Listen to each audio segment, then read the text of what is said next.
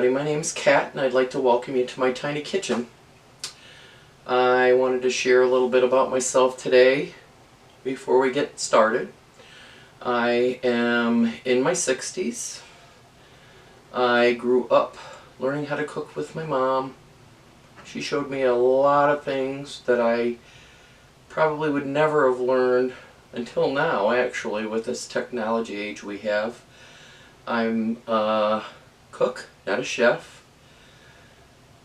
We like to cook.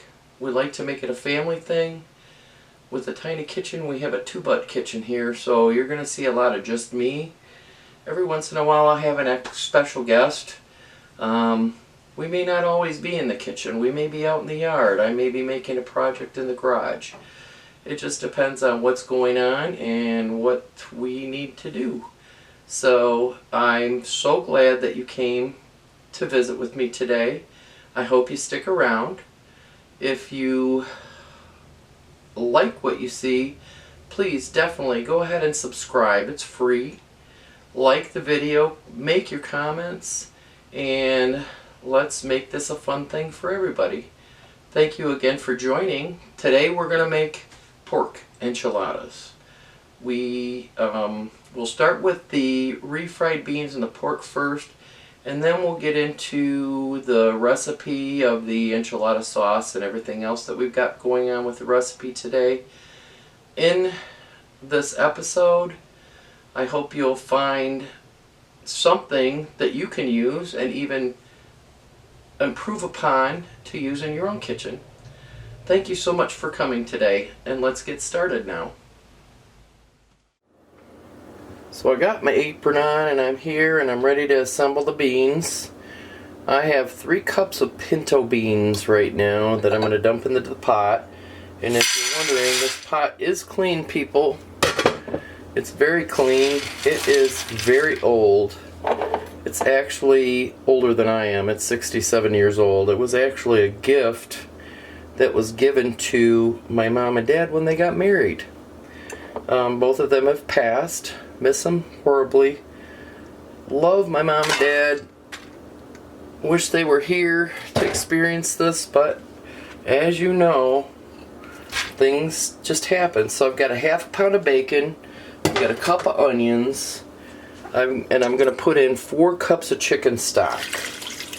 And if I don't have enough to cover the beans, which I do at this point, I will continue to add more water. So I'm going to turn this on, and I'm going to turn it on high, and I'm going to bring it to a boil.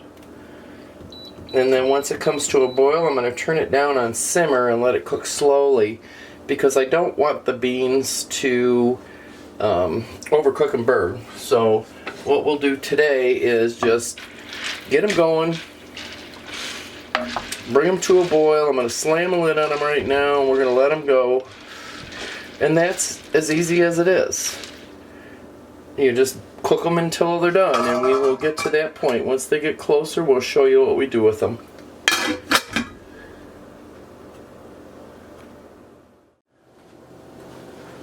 Okay, for the sake of time today, we're going to use the Instapot to do our pork. One of the biggest jokes in our house, because I'm not one on time, is we might eat by midnight. So to keep us from eating by midnight, I'm going to go ahead and use my Instapot to cook the pork, which will be shredded later. So I actually had a couple of pork rib bones with some meat on them that I had left over that I'm going to use today, but I knew it wasn't going to be enough for what I needed, so I'm going to add those to the pot. And I got a very inexpensive piece of pork loin, small piece of pork loin that I'm going to add to the pot. And we have 3.5 cups of water and 1 cup of beer that's going to go in to give it some flavor. Then I'm going to add 2 cloves of garlic and 1 medium onion to the pot, and then I'm going to add 1 large carrot chopped up and some celery. And then the reason I'm doing this is because I'm actually going to use the broth from the pork to make my enchilada sauce. So I want that juice in there, and what I don't use I will freeze, and it'll make something else very tasty too. So let me get the lid on here. We're going to set it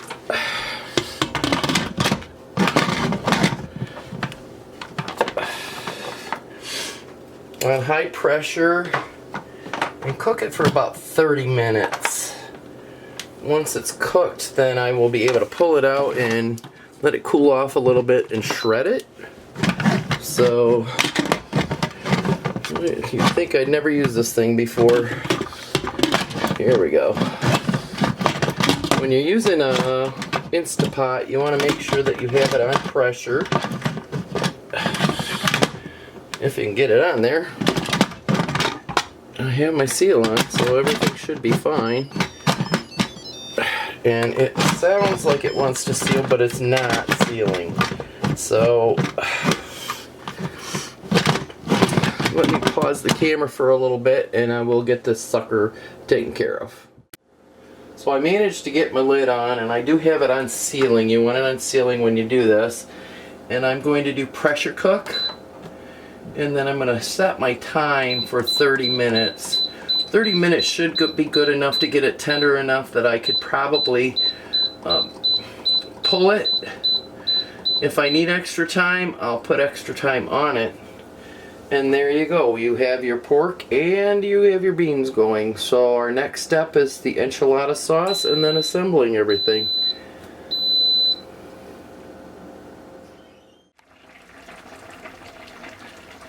So while I've still got my beans going and they're starting to cook down and they're getting ready to start mushing pretty soon, I want to get my pork ready for the assembly of the pork enchiladas. So what we're going to do here is behind the scenes, I got my pork shredded. It's still chunky, but it'll be good. So I've got it shredded, so now I'm going to add a couple of tablespoons of homemade taco seasoning. Mike's not a fan of chili powder, so we kind of improvise with the taco seasoning. And what I'm going to do is get this stirred in and mixed really good. And then I'm going to add about 3/4 of a cup of water to this, and that's just to help get the seasoning in the meat, and then I'll cook it down. If you follow the recipes, if you don't use homemade stuff, you can use a package of the taco seasoning that you can get from the store, and just follow the instructions. It's pretty much one packet, and then you add 3/4 of a cup of water. So we're going to add 3/4 of a cup of water to this. We're going to let that simmer down. And once it's all simmered, I'm going to shut it off. Once some of the liquid cooks out of it, I'm going to shut it off and then let it cool so that when it gets time to assemble our enchiladas, it won't be that hot. And while we're waiting on this, I'm going to go ahead and start sort of mashing the beans, because they are starting to get cooked. And I don't want to start immersion blendering them right now. I want them to start cooking down and getting thick. And once they get thicker, then we'll throw the immersion blender in. If you're wondering about the bacon and the onions that are in there, once you hit it with the immersion blender, that's all going to disappear. It's all going to be blended in with the beans. Now, I'm not a fan of having chunks of beans in my refried beans, so I just kind of blend it and immersion blend it once it's ready to like a bean paste. And I have to tell you though, these aren't official refried beans, because I'm not going to actually refry them. This is the way my mom taught me how to make them. And once you get them blended, there's no reason to refry them. But they taste just the same, if not better, than what you get in a can from the store. Now, again, you can use a can from the store, but there's nothing better than homemade, ever. So, hopefully you use these recipes and try and make your own stuff. So, now that we've got this going on, we're going to go ahead and get our pork done. And the next thing we need to do is assemble our enchiladas. Nope. The next thing we need to do is make our enchilada sauce, because I don't buy canned either. So once we get to the point where the beans are ready to be immersion blended, then I'll make my enchilada sauce and then we'll start assembling and you can see all of that. So stay tuned, we'll be back in a little bit. Okay, so our beans are just about ready to put through the immersion blender, so I'm going to get my enchilada sauce going. This recipe is not that fresh in my mind, so I'm going to have to read the ingredients to you.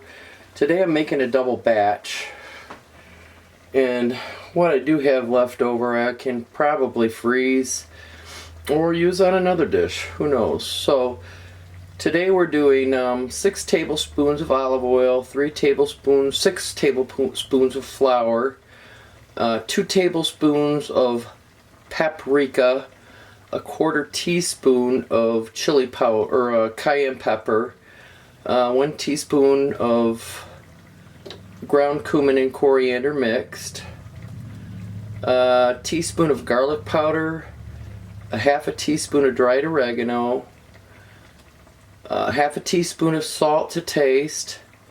If you want cinnamon in it, you can put cinnamon in it. I never do because I really don't like the flavor. I've got 4 tablespoons of tomato paste and 4 cups of pork broth that I saved from the pork that I cooked in the pressure cooker. You got 2 teaspoons of apple cider vinegar and fresh ground black pepper to taste. So we're going to get this going. I probably won't use any of the black pepper because I'm not a fan of it in this dish, but we're going to get it going now and we'll see what we can do.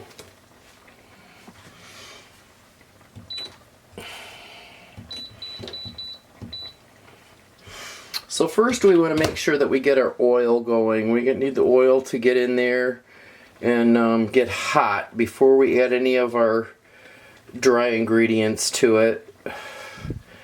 It's just helps the roux. It's sort of a roux that we're working on, and we want to make sure that that oil's good and hot, so when we start to make the enchilada sauce, it'll cook very well. And it's very tasty. You can use, with this recipe, you can use canned enchilada sauce, but for me, I prefer to make it from scratch. It just makes it taste so much better. It's just a whole lot better than what you can buy in the stores. So I'm going to turn my beans off because I think they're ready to go, but right now we want to concentrate on the enchilada sauce. The oil is getting hot. Once it's hot, if you just throw a little bit of flour in it while it's getting hot, and it starts to sizzle, that's when you know that it's time to add your ingredients. So right now we're going to add a pinch, and it's starting to sizzle. So we're going to dump in our flour, and we're going to dump in all of our seasonings, and now we're going to start stirring. You want to stir this, you don't want it to burn. So we're going to start stirring this until the roux gets to a good thick consistency. It should if it works out right, while you're cooking it, it should go from being this dry to getting a little soupy, which isn't a bad thing. That means your flour's cooking, because there's nothing worse than having pasty tasting food when you're using flour. So we're stirring it. I don't know if you can see this. There you go. So it's a nice thick paste. It's cooking very nicely.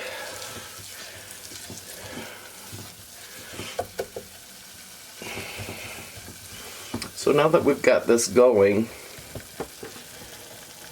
I'll move you closer so you can see. We got this going. I don't want it to burn, so now we're going to add our paste. We want to add the paste. Get a spatula here, we'll scrape that out and get that in there. Get that mixed in. And then we'll start gradually adding in the pork stock that I reserved from the pork that I cooked earlier. Yes, this is getting really, it's not going to change texture on me, but it's getting really ready for the pork stock. So I'm going to start gradually adding in my pork stock. I don't want it to be lumpy. I don't want my gravy to be lumpy, so I'm going to add a little bit at a time just to make sure that I keep stirring it, thinning it out. And this is very, very thick.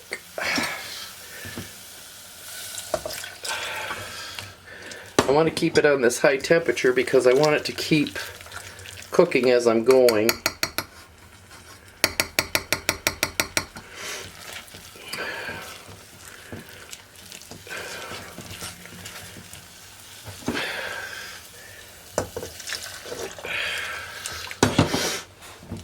If you hear me sniffling or coughing or clearing my throat, it's allergy season here, folks. I seem to be suffering from fall allergies now that I'm an older broad. And it's difficult not to sniffle and snuffle while I'm doing this stuff. So, as you can see, it's starting to thin out a little bit more. And the more we stir and the more we add, the thinner it will get. I don't think I'm going to need to add any water to this, but I may have to add some water, it depends.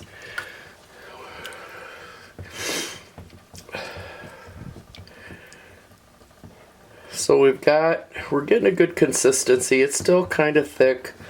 I'm gonna add, now that I've got it all mixed together, I can add the rest of my stock. And my 2 teaspoons of apple cider vinegar, and we'll get this going. We'll keep it stirring, keep stirring it.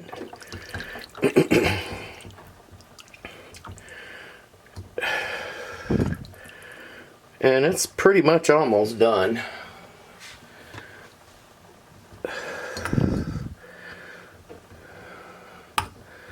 I'm gonna keep it going here for a minute. I want to taste it to see if I need any more other seasonings like the pepper, cayenne pepper, any more salt. No, it's good. That's perfect. So we're going to stir it here for a little bit, let it keep thickening a little bit more. And pretty much we're done. This is enchilada sauce. Now the next thing we need to do is get the immersion blender out and work on the beans. And I'm going to just move this back off this burner. I'm going to turn this burner off. Clean up a little bit here.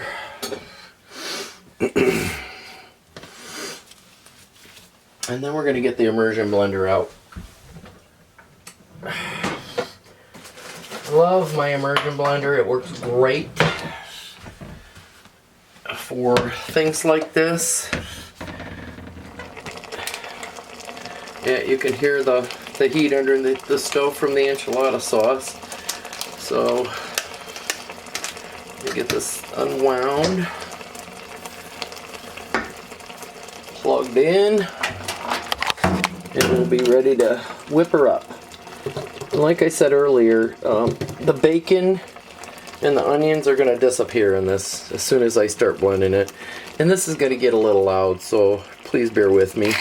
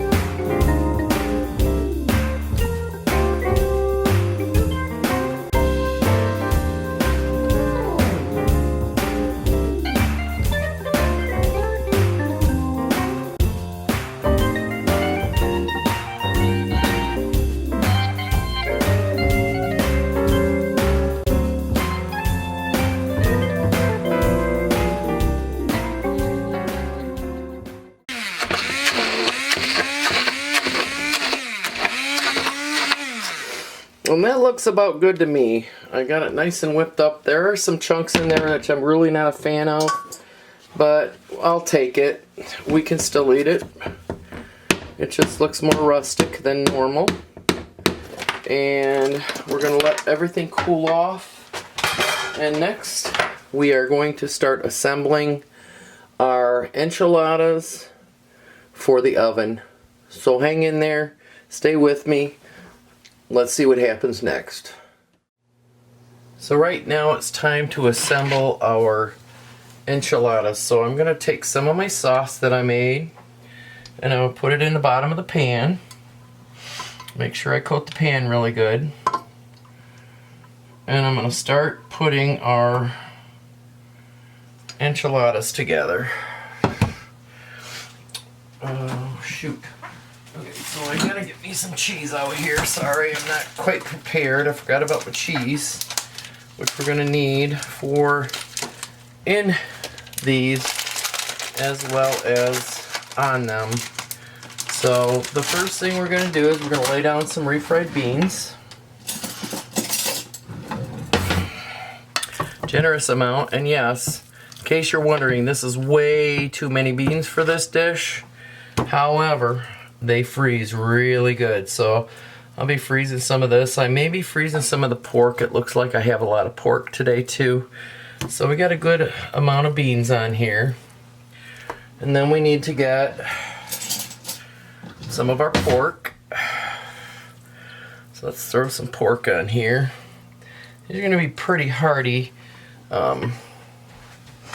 enchiladas. So I don't know how many we're going to get. Probably 4 to 6 out of this group.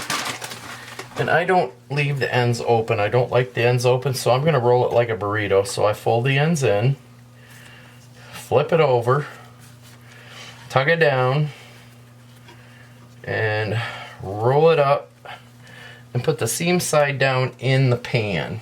You don't want the seam side up. So we're going to keep continuing to do this.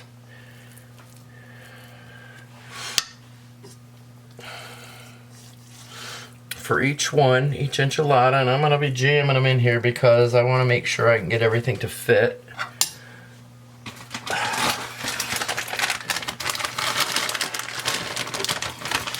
More cheese. I just like a little bit of cheese inside of my enchiladas. You don't really have to do this. You can put it all on the outside if you don't want to.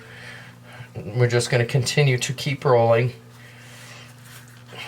Rolling, tucking. Seam side down. Beans. Healthy amount of beans because we got a lot of them. A lot of pork. And yes, we will be making sure that they all fit, because I like to push them in. If I need to, I'll get my other pan out and we'll make a second pan and put them both in the oven at the same time. But right now, we're just tucking and rolling. And while I'm doing this,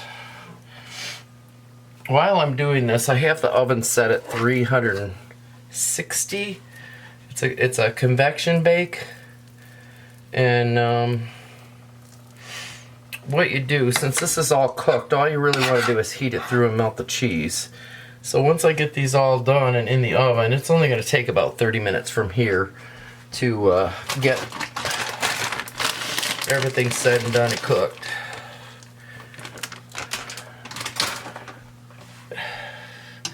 If you're wondering, I use sharp cheddar cheese. You can use a mild cheddar cheese. You can use a white cheddar cheese. You can use mozzarella if you want to. Mozzarella's ooey and gooey. I may be able to squeeze one more in this pan.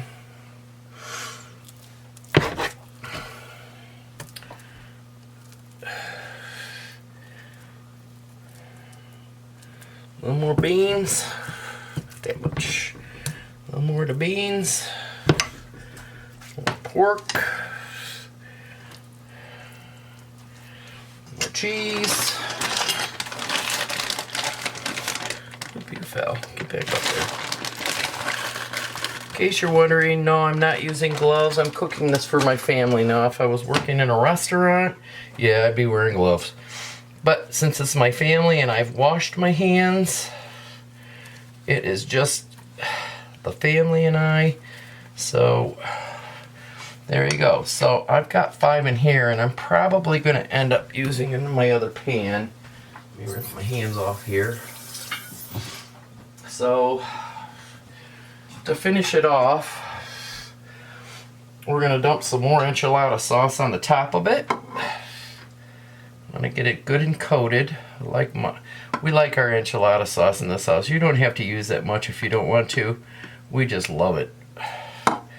So we got this going.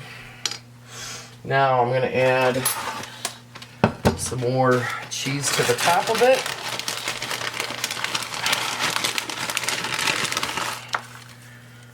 Lots of cheese. We are cheese lovers also. So we're going to add some more cheese to this. And like I said, once you get it to this point, you throw it in the oven. It only takes about 30 minutes because you're just basically warming through everything to get it going. So we're going to throw this in the oven and get another pan going. And once it's done, I'll pull it out and you can see what it looks like.